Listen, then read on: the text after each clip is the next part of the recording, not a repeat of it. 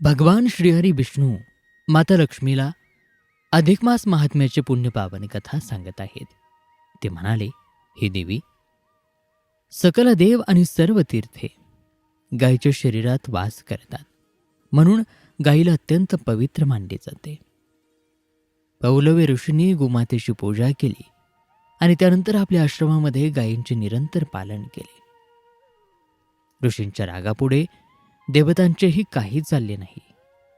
श्री भगवान पुढे म्हणाले, मी तुला आता गोदान करताना घडलेल्या एका चुकीमुळे, अपराधामुळे आणि ब्राह्मणाच्या क्रोधामुळे नृग नावाच्या राजाला जी कठोर शिक्षा भोगावी लागली त्याची कथा सांगतो. पूर्वी नृग नावाचा एक राजा होता. अधिक मासामध्ये त्याने ब्राह्मणाला एक गाय दान दिली.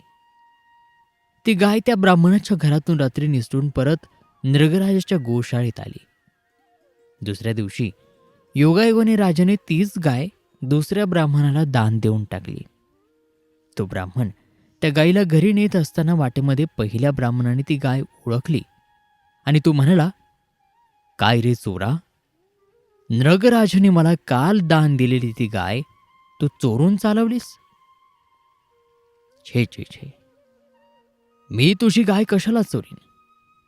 अरे, ही गाय तर मला नृगराजाने आज स्वतः दान दिलेली आहे आणि ही गाय माझीच आहे. तो दुसरा ब्राह्मण खूप रागावला आणि म्हणाला, नाही, ही गाय माझीच आहे. मी माझी गाय ओळखतो. अरे, रात्रीच ही गाय माझ्या गोठ्यातून पळून गेली आणि तीच तू चालवली आहेस. सोड, दे माझी गाय मला परत दे. अशा रीतीने त्या दोन ब्राह्मणांमध्ये त्या एका गायीसाठी भांडण सुरू झाले. भांडण भर रस्त्यात चालू होते, त्यामुळे बघ्या लोकांची गर्दी जमली आणि ही गर्दी तो वृत्तांत थेट नृगराजापर्यंत पोहोचला. मग राजा स्वतः घटनास्थळी पोहोचला. त्याने त्या दोन्ही ब्राह्मणांना ओळखले, ती गाय सुद्धा ओळखली आणि मग राजाच्या लक्षात आपली चूक आली की आपल्या हातून एकच गाय दोन ब्राह्मणांना दोन वेगवेगळ्या दिवशी दान देण्यात आली. दानातील ही चूक त्याच्या लक्षात आली आणि आता या अपराधाबद्दल काय करावे? राजाने आपल्या हातून न कळत घडलेल्या त्या अपराधाबद्दल त्या दोन्ही ब्राह्मणांजवळ क्षमा मागितली. परंतु दोन्ही ब्राह्मण राजावरती भयंकर क्रोधित झाले होते. त्यातील प्रत्येक जण म्हणाला की हीच गाय माझी आहे आणि अशा पद्धतीने त्या दोघांमधील भांडण काही संपेना. राजा म्हणाला, ही गाय आता आपण फक्त एक जणच घ्या.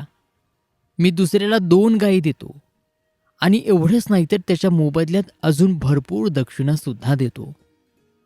पण काहीही केल्या ते दोघेही ऐकेनात. ते अगदी हट्टालाच पेटले. शेवटी पहिल्या ब्राह्मणाने आडदंडपणे दुसऱ्या ब्राह्मणाला भर रस्त्यावर सर्वांसमक्ष चांगला चोप दिला आणि तो ती गाय घेऊन घरी गेला. दुसऱ्या ब्राह्मणाला त्याचा अपमान सहन झाला नाही. क्रोधित होऊन विव्हळून राजाला शाप दिला. पुढे कालांतराने राजा मृत्यू पावला. यमराजाने त्याला सरड्याचे रूप देऊन अरण्यातील एका कोरड्या विहिरीत ढकलून दिले. तेथे तो राजा नृग सरडा होऊन दुःख भोगीत होता. भगवान श्रीकृष्णांचे पुत्र साम, प्रद्युम्न ही सर्व मुले एके दिवशी खेळत खेळत त्या विहिरीजवळ आली. त्यांनी विहिरीतील तो भला मोठा सरडा तडफडत असलेला पाहिला. त्यांना त्या सरड्याची दया आली. त्यांनी त्या सरड्याला वर काढण्याचे प्रयत्न केले, पण त्यांना ते जमेना आणि मग स्वतः श्रीकृष्ण तेथे आले. भगवान श्रीकृष्णांनी स्वतः त्या सरड्याला वर काढले आणि आश्चर्य असे, त्या सरड्याचे रूपांतरण तात्काळ एका दिव्य पुरुषात झाले. तो दिव्य पुरुष म्हणाला, हे प्रभू, आपण आज माझा उद्धार केलात. मी नृगराजा पूर्वजन्मात गोदानाला चुकून ब्राह्मणांचा राग माझ्यावरती ओढावून घेतला. त्यामुळेच सरडा होऊन मला इथे पडावे लागले. प्रभू, आणि आता तुमच्या कृपेने मी यातून मुक्त होत आहे. भगवान विष्णू माता लक्ष्मीला पुढे म्हणाले, हे देवी, हे लक्ष्मी, गोदानाचे महात्म्य इतके दिव्य आहे.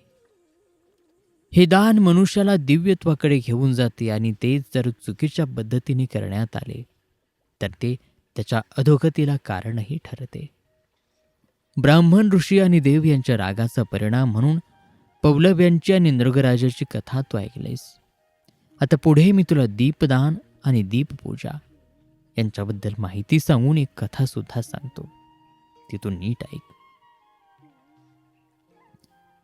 आणि श्रोतेहो, याच बरोबर अधिक मास महात्म्यातील हा 5वा अध्याय या ठिकाणी समाप्त होत आहे. ही कथा, हा अध्याय तुम्हाला कसं वाटला आम्हाला कमेंट करून नक्की सांगा.